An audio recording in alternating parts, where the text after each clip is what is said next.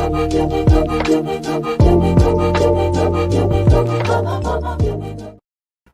morning. Good morning. How are you today? I'm doing good. Yeah, excited to be here. I know that I didn't normally the show is going to be on Mondays. We had just a last week, funky start to this week. Yeah, some of it personal.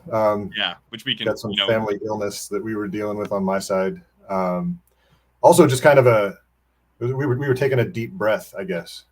Yeah. Is that fair to say? I think that is fair to say, and I think that's a good kind of starting point to talk a little bit about, what we're doing here now compared to what we were doing prior, what people can kind of expect to see, what we're hoping this to become. And yeah, I mean, I'd say we don't have to go too deep into it. I think most people know the general information that's out there surrounding. Well, maybe just to start with what the collective is about. I mean, the GG collective is a collection of gamers, gamers looking for good games. There are a few of them out there. We're digging for more every day. But it seems like most of us were expecting certain things to come out of the Gala ecosystem, and we are. There are some games that they have live. I'm leaning a little too heavy on my computer desk here.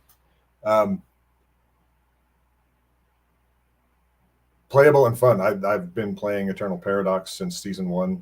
Had a good time with that. Very grindy, so you kind of have to turn your life over to it. Legends Reborn looks like a really good card game. Townstar and Common Ground World now, they've been consistent for a very long time with the tournament, and that's probably, if you're arrayed correctly with your NFT collection, that's probably the best earnings in blockchain gaming right now, other than like miracle token spikes, like as far as the daily earnings, consistent things.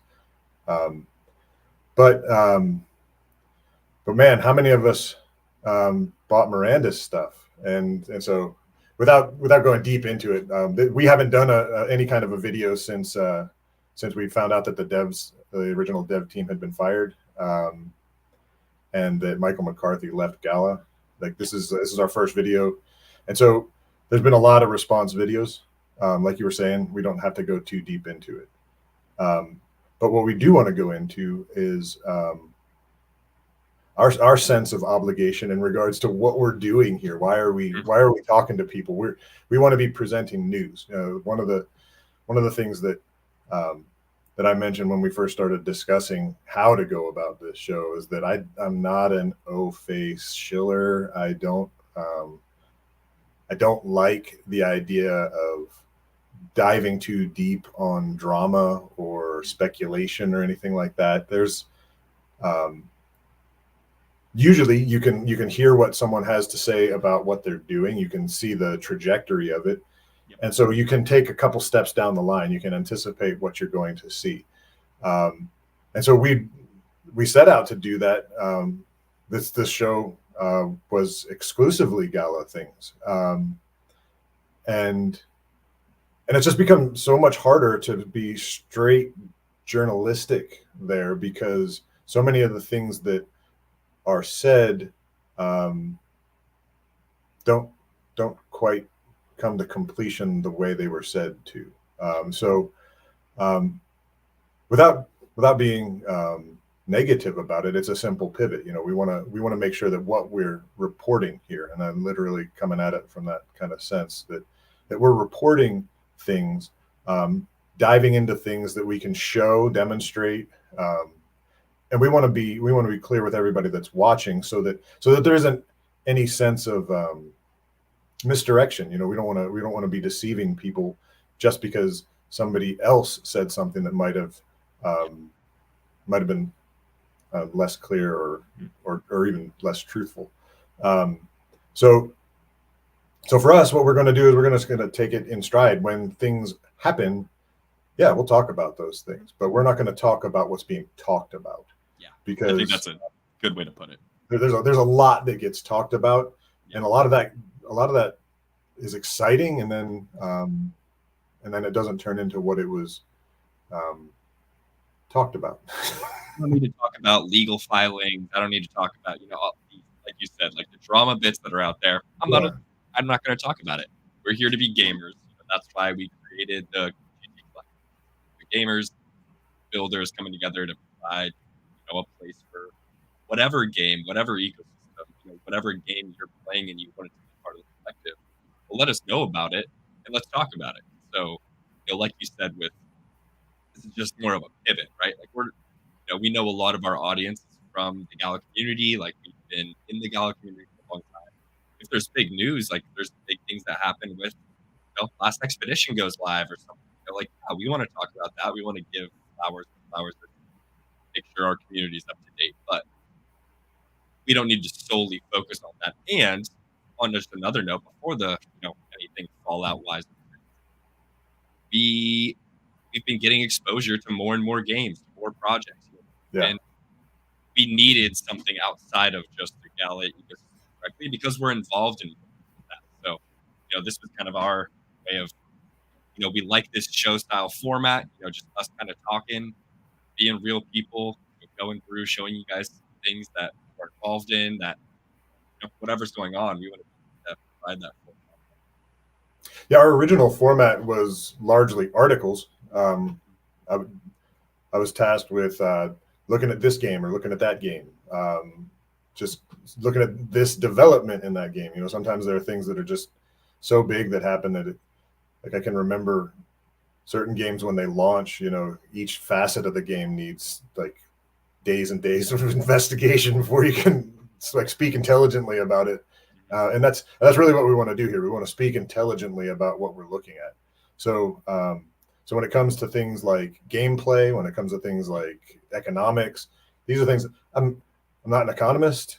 I am a gamer, but I'm pretty logical. I think that's one of the things that makes for a good gamer. You have a sense of logic, that you understand the flow of things, and so we apply ourselves logically towards the things that we're looking at, and we kind of come back with our own evaluation, and then just want to present it to you kind of straightforward.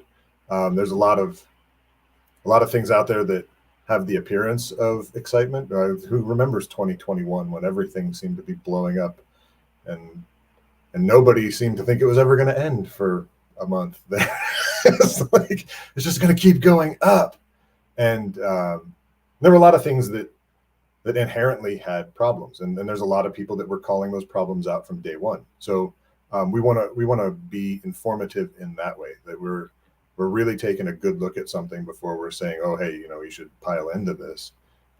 But then we can also look at it very plainly, like these are the positives of it. We're talking about games here. Maybe the game is enjoyable, you just don't earn much with it, even if you've bought a lot.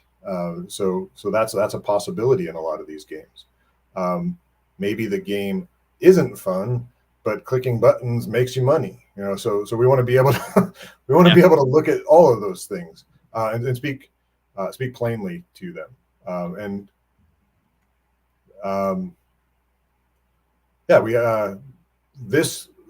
This show is largely going to be I think like an ecosystem wide thing. We're going to be pulling topics from all across Web3 gaming in order to be able to kind of give updates on where different games are at. Like what are they up to? What are the differences this week versus last week? Has there been any progress? So we're gonna make a bullet list and kind of run down some of the top games in blockchain gaming, and we're just gonna kind of give everybody a heads up on the way things are going. And we might not be, we're not necessarily going to be experts in all these games. We're not necessarily going to be, sometimes it might be us clicking into it and looking at it live for basically the first time, just diving into, hey, someone sent us this in a DM, like, let's check it out on stream, whatever. Like we want to be just showcasing the wider opportunity and range of what's out there. And I'm so bad at games when I first get started. We'll have a lot of fun when we do that. especially if there's like any skill component where you're like moving your character around. I'm a controller guy, not a keyboard guy, and it's embarrassing how bad I am sometimes. But I learn, maybe not fast, but if it's something that interests me, I will get better and better and better. So just you watch out. Don't make any recommendations that you don't want some competition in, because I might like the game. Well, I think that's a great segue. Speaking of competition, I think, so one of the things internally that's been going on with the collective is NFTD. It was they were in the hackathon. They were the guys that won the hackathon. Tim, Deadly, and Graham. They've been hard at work. Basically just providing utility for NFTs that don't have any utility. That's kind of one of the core tenets of what we're trying to do at the collective is, hey, there's this project exists, nothing's going on with it. Well, that's a cool asset type, or that there's a community that, still exists for that. What can we do to provide some utility in what we're doing? We can't control what anyone else does with their projects, but we can control what we do with our projects. And if that's as simple as adding in a new type of defense tower for you to come in and play with, gets people, at least you can do something with it, right? This isn't an earning game right now. It's a pretty simple tower defense game, but it's based on the back of Fortitude, Blue Realms, and the BT Orbs collections that, seemingly are dead to a degree. And this is, their way of saying, hey, we can make a little game out of this. We can, start small and get bigger with it, but let's do something and have a good time with it. So there's a competition going on right now, running through the 28th. Right now, Timbo is up at the top, which kind of seems like sandbagging to me, but he's dominating. I mean, look at that score. Somebody's got to show up and at least give him a run for his money. I mean, come on. Exactly. But NFTD is they've been doing some interviews. They were on Ahead of the Game a couple weeks ago. They're going to be doing another gameplay one, I think, with the Gala crew here in the next week or two. So it's nice to see them getting some love for, if anything, just spending their own time, energy, and effort in trying to create something for the benefit of the community. And they're getting a little bit of outside, they're getting pointers, aren't they? There are people that have been kind of giving them some feedback, from my understanding. Oh yeah, well, and that's the thing, right? It's a work in progress. Tim and Drew, this is their first time, developing a game directly themselves. So it is a learning process, and that's kind of the beauty of being in the blockchain spaces. We'd hope people come and help to educate and provide us with, hey, I'm a game dev. I've worked in this before. Doing XYZ might be better off. Or what about shifting it? People are sitting there playing and they're like, hey, I'd like to see it. What if it was more of a 3-dimensional style map with, it's like, these are all changes and implementations that we can make. But if we're unaware of them, it's hard to make them, we love all the feedback. The constructive criticism is the most important thing, right? You got to be able to take it in stride and want to adapt. I look at all of these games, even World of Warcraft started as Warcraft, the seeds get planted and then people start thinking bigger. It really does take a spark from the community, though. Or it's like what Fallout started as. Fallout was a point and click, a 2-dimensional, you're moving your person around. That's how Fallout started as a game. And now, look at where then it turned into, a massive, first-person shooter, crazy successful game, but start small. Well, and I think we were gonna dive in a little bit on a game that's doing exactly the same kind of thing. We're gonna be well, that's a different segue, but we'll take that one. Pixels. Ta-da! Here's something. So this popped into my mind, and the reason I brought this link up and sent it over to Blake was because we were talking about interoperability, and these guys have kind of taken that step. They created a pixelated, very old school throwback kind of art style, and they've created a little, like, I don't know, people are comparing it to like Stardew Valley and things like that. But if you have any of those, say, blue chip avatars, PFP projects and things like that, they have integrated a ton of them into the game so that you can link your wallet and be able to run around as a Bored Ape. You know, you can get into the game, and there are also partnerships with there's a partnership with Axie. There's a partnership with a number of other things. Mochaverse. Was it CyberKongs? Yep. And these have all shown up in game. They have key figures from each of those organizations. They'll have representation in the game as an NPC, and you can go up to them, and some of them even have quests for you at this point. So it's a game. It's a simple game. You know, you're running around. You're clicking to farm things. You're clicking to mine things. You're clicking to gather honey from a beehive after you've populated it with a queen bee. Then you take all those things and you craft things with them, and it can be fun. It's just one of those things. There's a lot of things that you have to do that take time. Like the simple things take like a minute, and then there are other things that take hours and hours. So you just kind of look for your own niche in the game, like what you feel like doing. I started playing it was just 2 or 3 days ago, looking into it in order to understand it, you know, to see what the hype was about, because I saw a lot of people in Discord talking about, hey, I'm just going to go play Pixels now. And well, it makes a lot of sense. If people are having fun with it, if people are actually getting into it, then we should probably talk about it. I was gonna, we'll probably do a little bit more in depth on gameplay stuff, maybe next week, or maybe in its own exclusive kind of content thing. I think that'd be cool too. Yeah. But to know that this game is out there, there's constantly people on there. I know at the beginning they launch. When you're launching the world, it kind of like sifts through, and they're in the teens of worlds. So I'm assuming that their servers can only handle so many people, or at least they don't want to like push them past a certain number.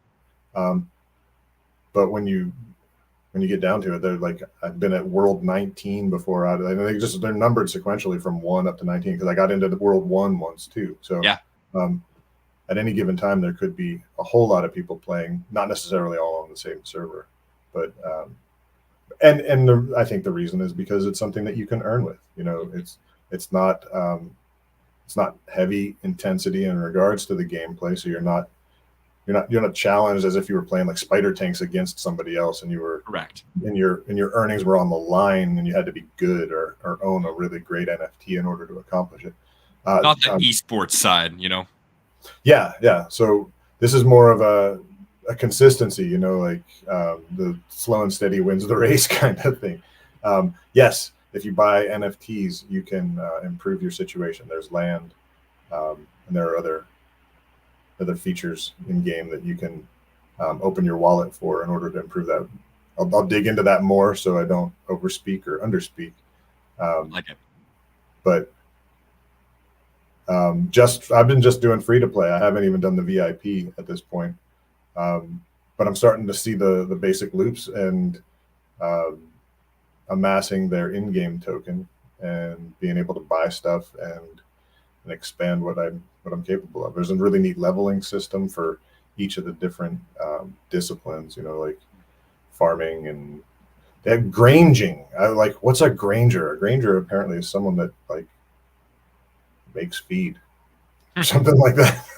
Like I'd never, you know, you have the Grange Hall is something in a lot of towns where you're yeah, like especially in small towns, like we had like the Grange, like where like yeah. prom was and stuff. But what is a Granger and its own? Yeah. Well, cool. I'm glad that it's that word. Yeah, you know, I like what they're doing. You know, I think I think you speak right on, you know, the interoperability part more than anything else, right? Like, hey, worst comes to worst, you can come be a playable avatar for something you bought already, and you can utilize that in game. You know, that itself is a pretty simple selling point, and yeah, I like that. Yeah, and that's when it comes to interoperability. Like some of us are looking directly for earnings with interoperability. You know, I bought this thing. I want to be able to use it here, but I also want it to mean something in a different place because what I'm getting out of it over here might not be what I expected. Boy, would I love to see that myself. There are a bunch of different ideas out there, like game models that would incredibly benefit from being able to import NFTs from other platforms. Interoperability is such a great marketing tactic that if you make a game that's fun as a developer and you just haven't really reached a big player base yet, and then you go to a player base that's established and you can say, okay, this NFT that you all seem to have, you can use it in my game, and it actually does something for you. It either improves your gameplay, like NFTD's doing, where you get whole new towers because you have these NFTs that that they didn't make those NFTs. Those contracts were written by somebody else, but you can use it in their game in order to get something that other people won't have. It doesn't necessarily mean that you're going to be able to play those NFTs the right way. You know, you still have to build them. You have to pay for them. You have to place them. You have to be understanding. But it gives you a greater variety because, and so in that regard, since the game is the earnings in NFTD are based on your leaderboard score. If it improves your gameplay, well, then it makes sense. You want to be able to up your gameplay any way that you can in order to score better on that leaderboard. That's conceptually that's probably the clearest benefit to interoperability when it comes to.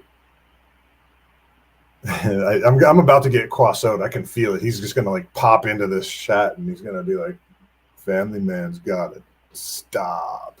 But anyway, so I love interoperability. I'm constantly looking for games that are doing it, and even just like brainstorming ideas for how it can be done in other places. I'm nobody, so like I can't lean on someone and say, "Hey, you know, you should really do it this way." I tried that a couple times in a couple different places and either fell on deaf ears or it got torn apart. I've also like you get sharpened when you put your ideas out there. That's for sure. Iron sharpens iron. But eventually something comes by and you grab onto it. It's all like almost like fishing, you know, you just pull one of those ideas out of the stream and it doesn't fall apart, and you don't let go of it, and you want to see it grow into something. There's a few ideas that I've got. We'll see how that goes. But I think everybody's got those ideas, and the collective really it's developing into a great think tank for ideas like that. No one's being ignored. I think that's the easiest way to say it. You know, like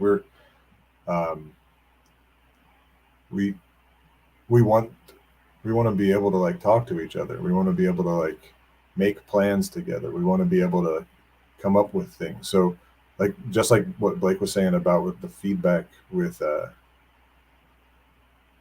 I should be talking to you anyway. Just like you were saying with the feedback to NFTD, it's like we do want to hear that feedback. We do. We want to know what you guys think, because ultimately the games are for all of us. You know, it's not, we don't want to just like put something out there that we say, this is what's good. Like, because you guys have an idea of what's going to be good. And that's why you get into the game, right? That's why you start playing. That's why you continue to support it, whether it's just socially or buying something for it. It's because you have a picture of what it's supposed to be. And it's nice to have your expectations met, you know? So that's not to say that, I mean, we know that on the development side, you know, you can't please everybody. And some of these ideas are like incredibly difficult to bring to life. So some of it just has to be left by the wayside because it's just too clunky, just too heavy, or just doesn't fit the narrative of the game or whatever. Yeah. But we definitely need to hear those things, right? And a community, like a community that's unheard, isn't really a community. You know, like the idea is that like you're together and the ideas are shared, and there's communication back and forth. So it's different between an unheard community in a Web 2 game like Call of Duty. Like if I go, or the best explanation is looking at like 2K and Madden. I have all my gripes about them because I buy the game every year because I'm a sucker in it, but I hate EA and I hate 2K. I buy Madden. I have all my complaints about it. I can go on Twitter, complain as much as I want. I can do, the whole community will say, oh my gosh, this feature sucks. EA is not going to change it. Like, and I understand. I mean, we're not a part of EA. Like we have, we bought the game, they shipped. They don't have to listen to us, and they've shown that they don't really care, but people keep buying it anyways because people want to play. It's different when you're buying into an ecosystem where the foundation of it is, hey, you're going to own a portion of this game. Like you're going to be, a part of it. You're going to have a say, and then not having a say is much different than I don't ever expect to be heard when it comes to a large, AAA game studio. But it's, I'm buying it because I'm not expecting to be heard. I don't think I'm part of the game ecosystem. But yeah, I think there's a kind of a global demand for a next step in the way that games are developed. That we do like the games that a AAA studio just like puts their head down for a few years and cranks something out, and you don't like everything, but then you can just write that off as that's my own personal taste. I don't have to play this game. I bought the game. I don't like it. I'll swap it with a friend of mine for a different game. Well, it used to be that way. Now it's not always that way anymore. Like, oh well, I'm stuck with it. I got it on Steam now. Yeah, exactly. The digital downloads are the downfall of gaming. But I think there are enough people in the world that were like, what if we could set up a situation where the community was able to give feedback and the developers actually wanted to hear what they had to say, and blockchain gaming lends itself to that. It seemed to be exactly what was going to happen, and in many cases it still is. There are communities that are out there that are vibrant and thriving because the developers maintain a constant channel of communication. There's a lot of transparency. There's a lot of ownership, a lot of accepting fault, accepting the circumstances and taking it upon themselves, sense of accountability, so this will be a great segue into one of the games that we're probably going to stare at the most. And most of our community, the GG Collective, knows this already because we have secured one of the titans from Star Atlas for just the purposes of digging in deep. But Star Atlas, to maintain the segue, the Star Atlas, they saw some real tough times because they had a lot of their funding wrapped up in FTX, and everyone knows what happened there. So when that capital vanished, they had to do something about it, and they did. So they cut back as to how they were developing things. They focused on what was like necessary first, and well within their wheelhouse, So they've been building out the economic underpinning layer of this game, not solely, but primarily, So we had the labs launch last year, and it played into this year, and recently labs has been updated to the star-based upgrade, and you can see there's a definite improvement from one to the other. There's a lot of new features that are just kind of quality of life stuff. Very similar still in regards to the format of the game, but a little bit nicer to navigate. They also introduced some other things that are they've created new complications for people, because if you go into play, you're looking for a couple different things that you want to do. With a ship, you can go out and you can mine right now, or you can scan. And I personally got into it with the idea of mining, because that's what I do in every game. I just go out and harvest and build some sort of economic empire. So I went out and started mining. I bought a mining ship so that I was able to be as efficient as possible. Here we got running through the sequence. This was me. I just got done with a mining run. You can see that I'm after biomass these days, biomass for food, and there's a very particular reason for that. But my mining ship is able to harvest biomass from one of these space stations and or points of interest. And I just wanted to kind of like step through the images of what this is like. I was done, and now I have a menu there at the bottom. You can see the 6 different possibilities that you could do with your ship now that it's full of biomass. And I wanted to subwarp back to the Oni Central Space Station. So you click the subwarp, it brings up a start message. Each of these steps is going to actually open your browser extension for. I'm using a Phantom wallet. There's other ones out there, but it opens a browser extension for your wallet, and it'll tell you whether or not your actions are impacting your wallet. Some of them, it says like there's no appreciable gameplay change in like your token supplies or anything like that, but it's all being marked on the blockchain, so you do have to pay a Solana transaction fee. Again, it's like between like 1/3 of a cent and maybe even up to like 3/4 of a cent. I've seen it as high as a cent before. It kind of depends on what's going on with Solana. But still relatively cheap transactions, but there's a lot of them. So it is something, if you're playing, you want to keep an eye on that you're not death of 1,000 cuts kind of situation. Yep.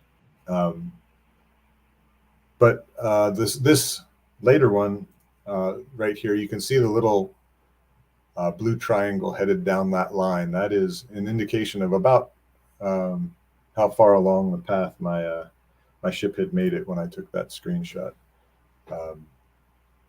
So many of those things were in labs originally, but it's been cleaned up a bit. If you look at the top right there, you have your show overview and show all fleets, and then there's that little arrow icon underneath that. That is a convenient upgrade in my opinion. When I first started playing, it's got a bit of a learning curve. You're staring at a grid and trying to figure out how to play this game. That icon, which is new for Starbased, you can click on that, and I'll send this over here.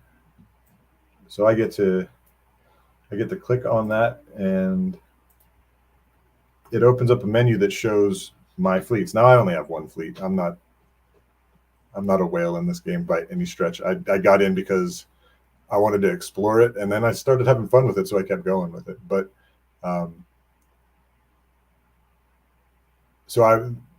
my ship has now made it safely back to the Oni Central Space Station.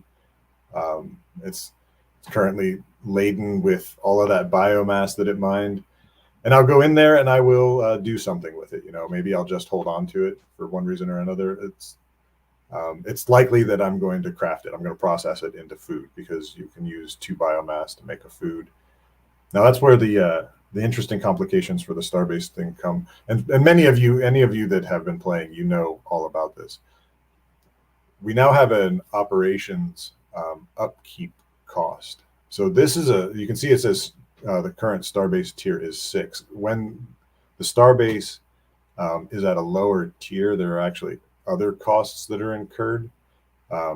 So this base has been leveled up, so the costs are as streamlined as possible, and yet you need to fill it with food in order for you to be able to do any crafting at the base. It's essentially like the people at the space station need to be able to eat if they're going to accomplish anything. You burn through food real fast because there's so many people that are trying to craft, and so I think the average I've seen it it's like 350 food per second just going away, and so that when that runs out, it just sits there. And if you're in the middle of a crafting task, it's paused until there's more food that's supplied to the space station. Now, for someone like me, like all of my efforts, I might be able to get that space station running for like a minute. Probably longer if I wanted to, but like I'm not able to put much of an impact on it. There are other people that have been playing for a long time that maybe they have it stockpiled, or maybe they're just they have an operation that generates more, and they can dump millions of food at a time and get some real crafting done. Yep. While they're crafting, so is everybody else. So that's really cool. Well, what's the advantage of doing that? Why would you burn food? And that's this next screen is it shows the LP, the loyalty points exchange here. So as you use resources in the game right now for the purposes of like upgrading the star bases, maintaining the upkeep on the star bases, you're rewarded with loyalty points. And they recently boosted the food loyalty points because there was because it's burning a lot of food. But the exchange rate on your resources to loyalty points is variable depending on what it is that you're using. But as you acquire loyalty points, and you can see I just have a chunk there. So at what is that, 96,320 loyalty points. Mm-hmm. So this was yesterday, about 4 hours and just under 8 minutes before the close of the day. Each day they tally the number of loyalty points and they divide that up, they distribute 1.5 million Atlas tokens. That's what the Oni Daily Atlas pool is at this point. So based on the number of loyalty points that have been essentially burned for that day, they've been applied to that day's earnings. It's a fractionalized distribution daily, so it's a bit of a game. From day to day, there's going to be different results.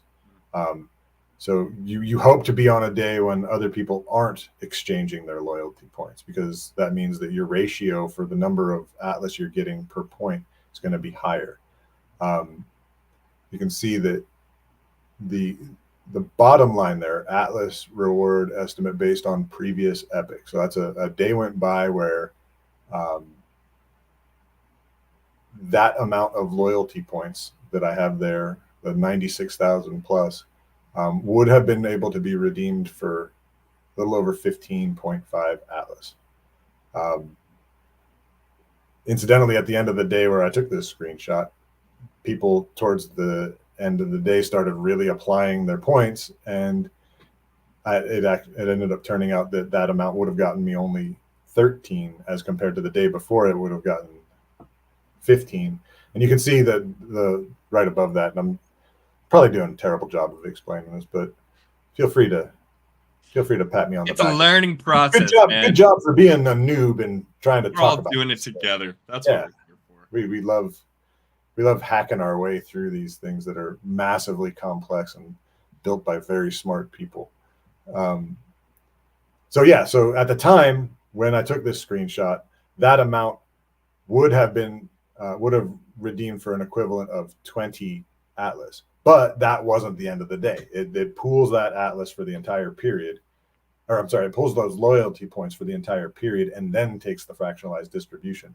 So if you want to game the system, you can wait with 1 billion loyalty points until the very last second and just drop them. So say it's a day where nobody's doing anything, you can see that up to the last second and cash yours in when you think it's a good opportunity. Some people are just doing it every day. Some people are just consistent. It'll average out and they'll get I think that's the mentality.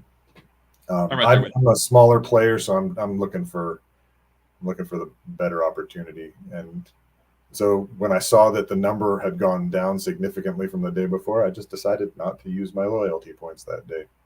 A lot of math in that game. Well, Star Atlas is Earther said it here. They have a really flushed out ecosystem. It feels like, there is their economic papers, it feels like they have 5 light papers you can read through. But there's a ton of information and a lot of really good information. And I think, you spoke on this earlier, but, they were hammered with the FTX thing. The fact that they were able to build and be successful in the bear market gives me a lot of hope for going forward, because that means their community was a strong community and the people building it were really building something. Yep, that's exactly the thought that I was gonna jump on. That you have a game that is being developed. There's lots of games being developed. The thing that's making Star Atlas successful is that the game's being developed with a community that's supportive of it, and not just a small, not just like a handful. We're talking about thousands of people that are really excited about this game, really see the potential in it, and they're being handled in a way that makes them feel like they're a part of it. Yeah, I think that's really what people have been looking for in Web3. It's not to say that every game that ever comes out from now on has to have this two-way communication with the community that's playing and the people that are developing it. There are gonna be games that come out that are supposed to just be the heads down, get it done, get it out, and then see who likes it. Especially for like an indie development or or just an unknown, it doesn't matter how much money you're throwing at the game. You might not have as compelling a story to bring people into your game, regardless of how good it might be. You might strike lightning, or get struck by lightning. You might have this opportunity where all of a sudden it just blows up and goes viral because the right people found out about it and they love telling other people about it. That's great if that happens.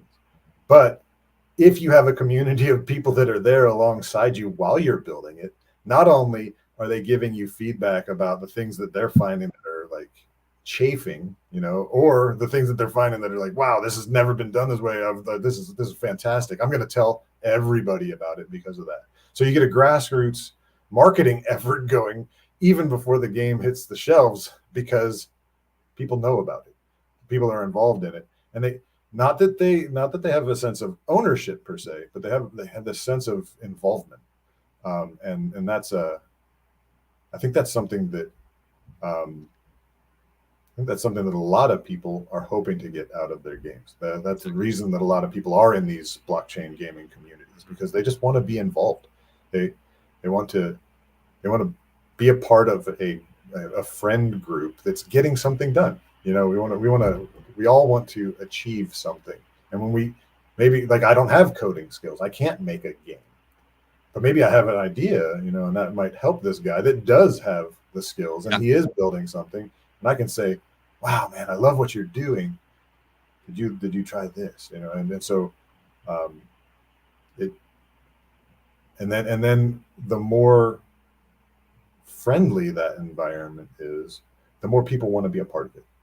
Like people want to go the place where they feel welcome. People want to go to a place where they feel like they belong. So we're looking for those communities. And I was just gonna say, like, I think that's kind of a great ending point. It's like that's what we're gonna be looking to do. Those are the communities we want to be talking about. Those are the games we want to be, showcasing. So, you guys are involved in a lot of cool things. Everyone watching that's been here today. So let us know what you're playing. Like, we want to see, what's the next new game we should be jumping into. What's something that we should try to bring into the collective. Or if you have an idea of like, hey, I bought into this thing, it's kind of dead now. You think you guys can work it into NFTD? I mean, come bring us all the like. There's totally do it. Like, there's room for everyone and for everything. So we want to hear about what's going on, and we want to tell everybody about it. We want to tell everybody. We're gonna be passing the information along. This is a great platform for you guys to hear new things, maybe find something that you didn't know existed, and all of a sudden you're having fun with it. Exactly. That's what we want to be able to enjoy our games. 100%. So yeah, I think we leave it there. This first episode of this new kind of version, this new model of how we want to be doing things. So let us know what you think. Let us know recommendations, things you want to see change, or whatever it is. And I think our goal is to be doing this same time we were doing our previous show, so Mondays at 10 a.m. So plan on it, and we'll see you there next time. Thanks, guys. All right, everybody. Take it easy.